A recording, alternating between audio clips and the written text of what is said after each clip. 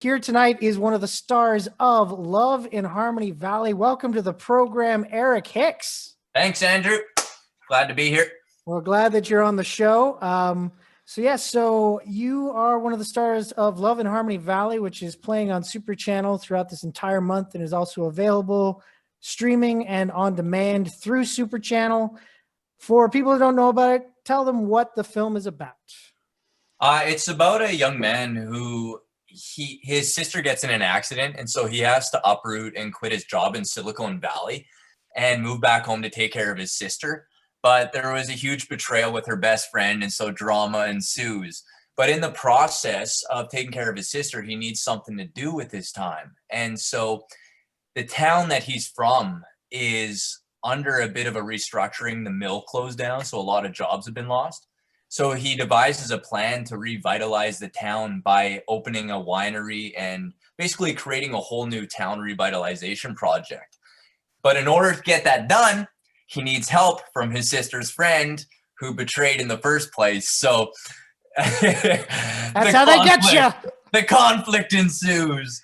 Conflict ensues, definitely. And that's right there. That's the key ingredients to types of films. And also the key ingredients for the recipe of love in Harmony Valley. Would you not say? I always wondered, could you make a film without any drama at all? I've never seen it. No, I don't. I would watch it just out of curiosity, but I think. Well, you remember Mary-Kate and Ashley Olsen used to make films, and I don't remember there being any drama in those. So you know what? That's a good point. Yeah, they win at everything. They'd win at everything, and then they go to the mall and shop, and they go skiing. And we all watched it. I was a little bit too old for that. I didn't watch it. Okay, neither did I. But my sister did. She was younger. Yeah. Everybody backs away from Backstreet Boys. That's what nobody wants to admit to it. Yeah. We all have younger sisters, don't we? Even if we don't. Even if we don't. There you go. It's like the girlfriend from Canada. There you go. Yeah. So with this film, though, because of course, like it is playing with the ideas of love, and it's kind of more the melodrama area. Over the past few years, you've been playing on TV, you've been playing more of the grittier cop characters like in Cardinal, and I really enjoyed you on Bad Blood as well with that was cool. Barry. Yeah, that was great. And so when you get to do something like this, is it fun to get to work the other acting muscles to get to play in this kind of realm as opposed to kind of like the more gritty world? Yeah, you know what? I'll tell you what. When I first started acting in Toronto, I was going to acting class all the time, and I was just praying that they would put me together with a really cute girl, and there'd be a kissing scene. It'd be a kissing scene. So 90% of all the stuff I trained in was these cute romantic comedy kind of pieces, right, or dramas with another female partner. But I haven't booked a lot of stuff. It's always me acting with other men in very dramatic situations a lot of the time. So for this, it was such a lovely change to be able to have a little bit of romance in there. But normally these types of films are really light and airy and cutesy, kind of like Christmas films. Yeah. And I talked to the director before we started filming, and I said, what are we aiming for? He's like, I'll let you go a little darker with it. And I'm like, oh, wonderful. So the introduction to my character, I'm full emotion, guilting Amber Marshall all the way, like making her cry. And I'm like, yes. So I'm like, I bring a little bit of that bad blood into the romance too. That's good. Oh man, that's great. Now, with this film, of course, there's the whole vineyard winery aspect. And so on set, was there any maybe before, not so much on set, but maybe after shoots on days, was there a lot of wine tasting? You would hope. Honestly, it was such a fast shoot. It was shot I got the script. Amber got the script a couple weeks before we started filming, but I got the script maybe 2 days before we started shooting. Oh wow! And then it was just 15 days back to back to back. Oof. And on the end of day 4, there was a big script rewrite too, which changed my backstory. And it was just so the whole time, the first week I would get transported back home to Toronto every night. And then I was for the next 2 weeks, I was like, can you guys put me up in a hotel by set? And they're like, absolutely. So I would just go to work, come back to the hotel, and I would just be drilling dialogue, working the scenes, trying to build the life in my mind. And so it was literally like a boot camp. But when I finished the film, the champagne came out. It wasn't wine anymore. It was, I can't believe I got through this. So Oh, when you're sitting in the hotel like that, you said you're going through the lines and you're able to, like, because you're so close to set, it makes life a little bit easier for you. But was that like a better situation for you overall compared to being able to go home and then because you're more away from your normal everyday stuff and now you can kind of focus in on that character? Was that really helpful for you to do it that way? I prefer it. And you know what? Even when we shot Cardinal and Bad Blood, both of those were hotel kind of situations where you go away and they put you up. And I really love that, because then there's no distractions. You can just stay focused on the work the whole time. And I just tell my agent, I'm like, I don't want to be auditioning for anything else. I just need to focus on this. And it really is a blessing in disguise. It's a luxury more than anything. I just pace that hotel room back and forth and walk around. I'm just like, you probably look like a crazy man if you saw me from the outside. But, and then I would always, they always put me up in a hotel with a pool or something. So at a certain point, I'd go down to the pool and get a little swim in and hit the gym up and have a little workout. And takes me back to my university college days. You just study and hit the gym. I'm like, that's life. There you go. That whole pacing thing. For some reason, when you started saying it, I pictured Martin Sheen at the beginning of Apocalypse Now. That's how I picture you practicing live. I love that. Yeah. Punching glass, Yeah. blood everywhere. I'm full method, even when it doesn't require it. Yeah. Oh, There's man, that knock at the door. Is everything okay? Yeah. Basically. You're on the bed staring at the ceiling fan.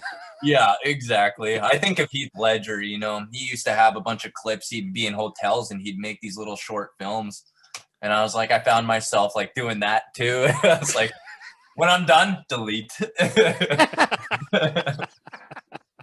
Oh, that's very cool. Now, of course, aside from Love and Harmony Valley, this past year, you got to be in the series finale of Schitts Creek. Yeah.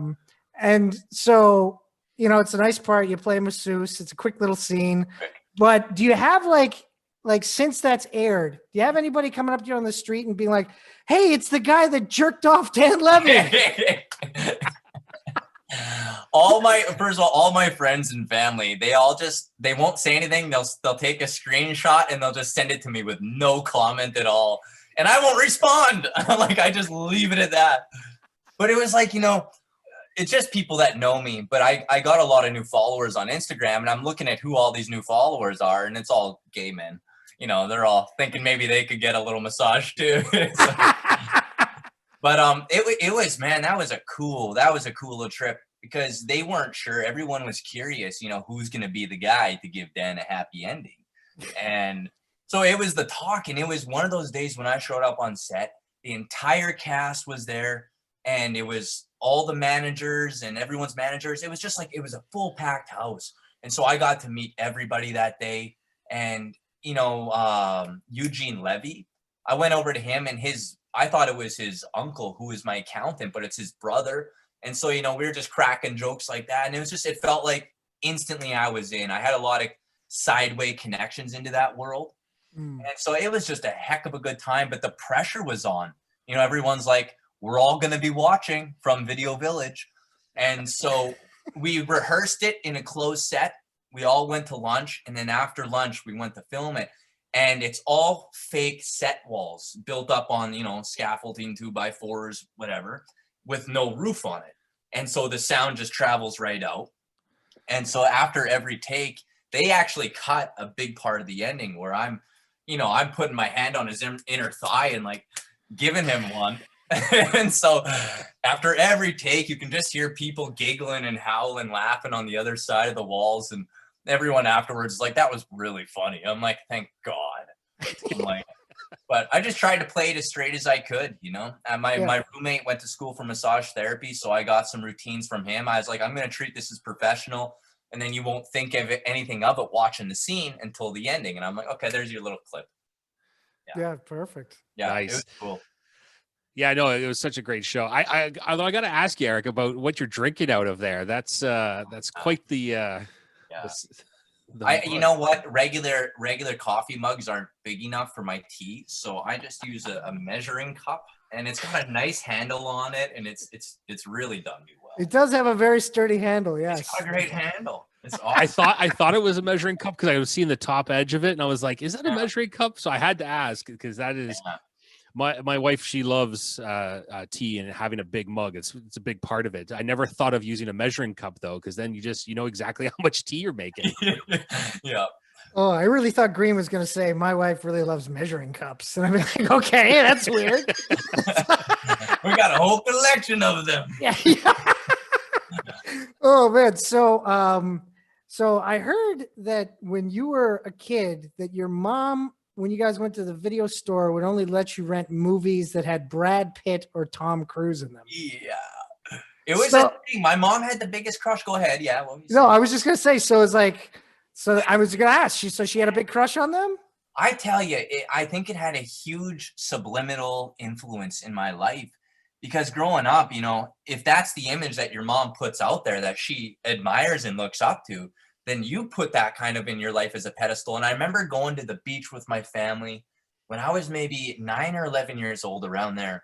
And I remember seeing a guy who looked like Tom Cruise from Top Gun, you know, in their volleyball scenes, and they're all shirtless. With the boys, yeah. Yeah, and a guy looked like Tom Cruise. I'm like, when I'm older, I want to look like that and be like that guy. And so immediately I started doing sit-ups every night. And it's like, you know, this thing that, and as you think back, you know, where did this wiring happen to make you come out this way? And I'm like, it's these little things like that where you love movies so much, you want to watch them, but your mom won't give you the money and you don't have any money. And so it's like, but luckily there was one video store in town. It's a town of 1,500 people called Haggerty's. And they had a gumball machine, and he had black gumballs in there. If you got that black gumball, you get a free movie. So what I always did is I had a way of just tilting that machine around and getting that black ball to sink down in that hole and pop a quarter. So it cost no more than 25 to 50 cents to get a free movie. And I think he got a kick out of it secretly, but he's always like, get away from my gumball machine. It was a thing. So we got to watch the movies we wanted to, but it was all because we cheated the black gumball. Sometimes you got to game the system. That's what it is. You have to game the system. Speaking of gaming, you know, of course, during this time of the pandemic, a lot of people have more time in their hands. A lot of people are spending more time at home. Are you doing the gaming? Oh, hell yeah. Are you guys gaming at all? You guys gamers at all? I don't have money for a system, so. Okay. It's my buddy's system. It's not mine either, so I feel you. But I broke the bank this year, and at the beginning of quarantine, me and all my buddies, we bought headsets. I got one used on Amazon for $85. And I don't like wasting money, but I'm like, I'm going to make use of this. And they came out with that Warzone, that Call of Duty Warzone game. Just as the quarantine started, and I have about 10 friends who are big gamers, and so, you know, we're all online with these mics out, and it's the coolest freaking, and I'm telling you, it's an addiction. We can't kick it to this day. Like every night, like late at night, we'll play till like 3 in the morning, 4 in the morning. But at the beginning of quarantine, we were playing till 6 in the morning, like every night. Oh my gosh. It was bad, but it was so much. It's the coolest game. I'm going to put it out there. It's my favorite game I've ever played. That's awesome. They did a really good job of it. Yeah, it's all 150 people drop at the same time on one piece of land. It's called Verdansk.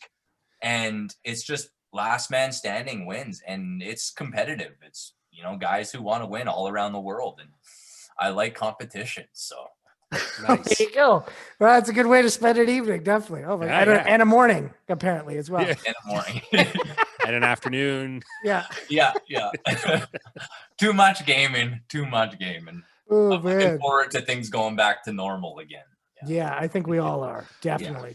So hopefully that happens sooner rather than later. Hopefully. But of course, Love and Harmony Valley is playing for the rest of the month on Super Channels Heart and Home, and is also available through Super Channels On Demand and their digital platforms. So definitely people check it out. Eric, I want to thank you for coming on the program. It's been a lot of fun chatting with you. And I look forward to more projects from you. Hopefully more back into the gritty cop area. I know. You know what? On the end of season 2 of Bad Blood, my character gets a promotion, and I'm just waiting for a season 3. I'm like, please write a season 3, because I'm like, I just want to be gritty badass.